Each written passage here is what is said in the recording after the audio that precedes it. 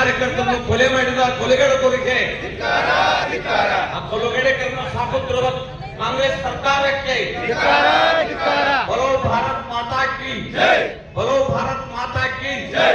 ಆ ಕೊಲೆಯನ್ನ ನೋಡಿದ್ರೆ ರಾಜಾರೋಷವಾಗಿ ದೊಡ್ಡ ಸರ್ಕಲ್ ನಲ್ಲಿ 6-7 ಜನ ರಾಂಗ್ಗಳನ್ನು ಹಿಡ್ಕೊಂಡು ಹಿಂದೂ ಕಾರ್ಯಕರ್ತರನ್ನು ಹತ್ಯೆ ಮಾಡೋದನ್ನ ಯಾರೂ ಬಿಡಿಸ್ಲಿಕ್ಕೆ ಹೋಗ್ಲಿಲ್ಲ, ಪೊಲೀಸರು ಅಲ್ಲಿ ಬರಲಿಲ್ಲ.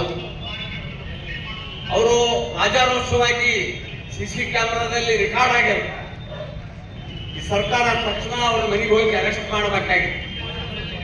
ಅವ್ರು ಸಿಗದೇ ಇದ್ರ ಅವರ ಫ್ಯಾಮಿಲಿ, ತಾಯಿ ತಂದೆ, ಅವ್ರ ಸಹೋದರನ್ನು ತಂದು ಕೂಡಿಸ್ಬೇಕಾಗಿತ್ತು. ಅವ್ರ ಬದಲು ಯಾರನ್ನೂ ಕ್ರಮ ತಗೊಳ್ಳಿಕ್ಕೆ ಹೇಳಿ ಸರ್ಕಾರ ಮಾಡ್ತಾ ಇಲ್ಲ. ಬೆಳಗಾವಿನಲ್ಲಿ 26 ಜನ ನಮ್ಮ ದೇಶ ಬಾಂಧವ್ರನ್ನ ಧರ್ಮ ನೋಡಿ ಹತ್ಯೆ ಮಾಡಿದ್ರು. ಅಲ್ಲಿ ಅವರು ಬಿಜೆಪಿ, ಕಾಂಗ್ರೆಸ್, ಜೆಡಿಎಸ್ ಅಂತ ಹತ್ಯೆ ಮಾಡಲಿಲ್ಲ. ಹಿಂದೂಗಳು, ಒಟ್ಟಾರೆಯಾಗಿ ಹಿಂದೂಗಳು, ಅದ್ರಲ್ಲಿ ಸಾಕಷ್ಟು ಜನ ಕಾಂಗ್ರೆಸ್ ಓಟ್ ಹಾಕೋರು ಇದ್ರು. ಅವ್ರಿಗೆಲ್ಲರನ್ನೂ ಸಹಿತ ಚಡ್ಡಿ ಬಿಚ್ಚಿಸಿ ಧರ್ಮ ನೋಡಿ ಕೊಲೆ ಮಾಡುವಂತ ನೀಚ ಕೆಲಸ ಮಾಡಿದ. ಅದರ ಪ್ರೇರಣೆಯಿಂದ ಮಂಗಳೂರಲ್ಲಿ ಈ ದೇಶದಾಗ ಅಡಗಿರ್ತಕ್ಕಂಥ ಉಗ್ರಗಾಮಿಗಳು, ದೇಶದ್ರೋಹಿಗಳು ಇಲ್ಲಿ ಅನ್ನ ನೀರ ಉಂಡು ದೇಶದ್ರೋಹದ ಕೆಲಸವನ್ನ ಮಾಡುವಂತಹ ಸ್ಥಿತಿ ನಮ್ಮ ಕಣ್ಣು ಮುಂದೆ ಕಾಣ್ತಾ ಇದೆ. ಹತ್ಯೆಗಳನ್ನು ಮಾಡುವಂತ ಕೆಲಸ ನಡೀತಾ ಇದೆ.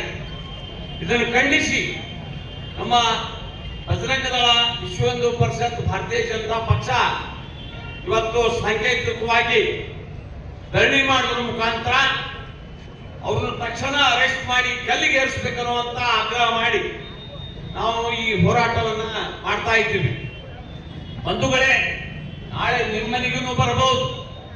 ದಯಮಾಡಿ ಹಿಂದೂ ಸಂಘಟನೆಯವರು ಕರೆ ಕೊಟ್ಟಾಗ ನೀವೆಲ್ಲರೂ ಬಂದು ಭಾಗವಹಿಸಿ ಒಂದು ಶಕ್ತಿ ಪ್ರದರ್ಶನ ಮಾಡುವಂತ ಕೆಲಸ ಆಗಬೇಕು.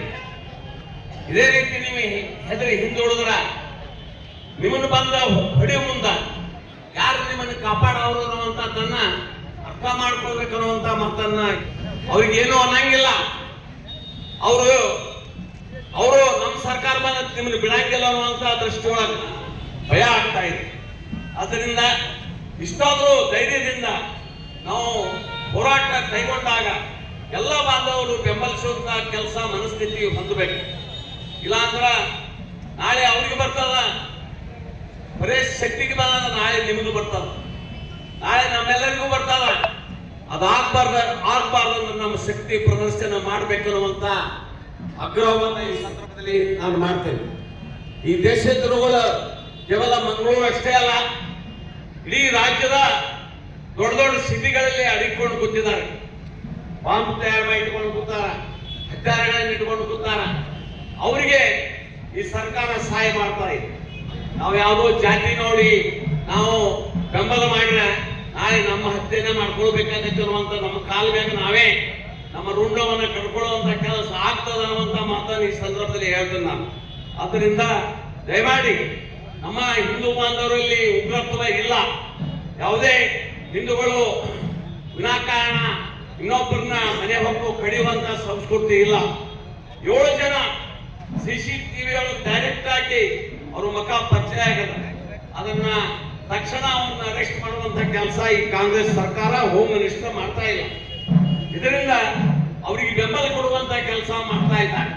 ನೀವು ಹೆದರ್ಸ್ರಿ, ಕೊಲೆ ಮಾಡ್ರಿ, ನಾವು ನಿಮ್ ಕೂಡ ಇರ್ತೀವಿ ಅನ್ನುವಂತ ನೀಚ ಕೆಲಸವನ್ನ ಕಾಂಗ್ರೆಸ್ ಮಾಡ್ತಾ ಇದೆ. ಸಾರ್ವಜನಿಕವಾಗಿ ಗಲ್ಲಿಗೇರಿಸುವಂತ ಕೆಲಸ ಸರ್ಕಾರ ಮಾಡಬೇಕು ಅನ್ನುವಂತ ಒತ್ತಾಯ ಮಾಡಿ ಇವತ್ತು ನಾವು ರಬ್ಬವಿ ಹಳಿ ಬಸ್ ಸ್ಟ್ಯಾಂಡ್ ಸರ್ಕಲ್ ನಲ್ಲಿ ನಾವು ಎಲ್ಲಾ ಸಂಘಟನೆಯವರು ಕೂಡ್ಕೊಂಡು ನಾವು ಈ ಹೋರಾಟವನ್ನ ಕೈಗೊಂಡಿವಿ.